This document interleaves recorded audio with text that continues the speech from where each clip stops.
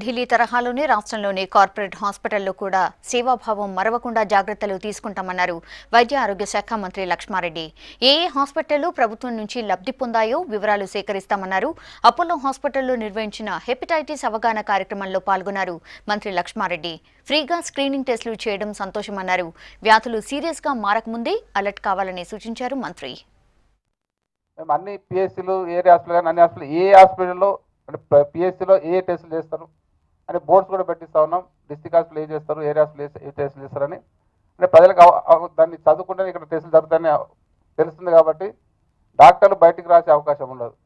ఇంతకుముందు ఇప్పుడున్న పరిస్థితి ఏంటంటే అక్కడ ఎక్విప్మెంట్ సరిగ్గా లేవు, వాటికి రీఏజెంట్స్ సరిగ్గా సప్లై చేయట్లేదు, కిట్స్ సరిగ్గా ఇవ్వట్లేదు. ఇక ప్రభుత్వ హాస్పిటల్ కొంత నిర్లక్ష్యం, ఇవన్నీ కలిపి ఏమవుతుందంటే బయటికి రాస్తూ ఉన్నారు. 50% బయటికి రాస్తూ ఉన్నారు, అక్కడ ఎక్కువ జరగట్లేదు. అందుకే వాటిని స్ట్రీమ్లైన్ చేయడానికి ఖచ్చితంగా అందరికీ 100% హాస్పిటల్నే టెస్టులు నిర్వహించడానికి అన్ని జాగ్రత్తలు అన్ని చర్యలు చేపట్టడం జరుగుతాం.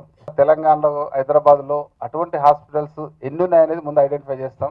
అసలు ప్రభుత్వ అంటే ఆ సబ్జెక్ట్ ఏదైతే ఢిల్లీలో వచ్చిందో ప్రభుత్వ పరంగా రాయితీలు పొంది లేకపోతే ల్యాండ్ అలాట్మెంట్ చేసుకుని ఫ్రీగా అటువంటి హాస్పిటల్స్కి ఇది వర్తిస్తుంది. కాబట్టి మరి మన దగ్గర అటువంటి హాస్పిటల్ ఎన్ని ఉన్నాయనేది యాక్చువల్ ఐడియా లేదు. దాన్ని తెలుసుకొని అటువంటి ఉన్న వాటికి వాళ్ళకి ఇన్స్ట్రక్షన్ ఇస్తాం, తప్పకుండా అది అమలయ్యేలాగా చూస్తాం. ఈ పోలియో విషయంలో 28 నుంచి 26 వరకు స్పెషల్ అయితే ఈ పోలియో కార్యక్రమం ఏర్పాటు చేయడం జరిగిందో వాటికి అవసరమైన అన్ని అరేంజ్మెంట్ చేయడం జరిగింది.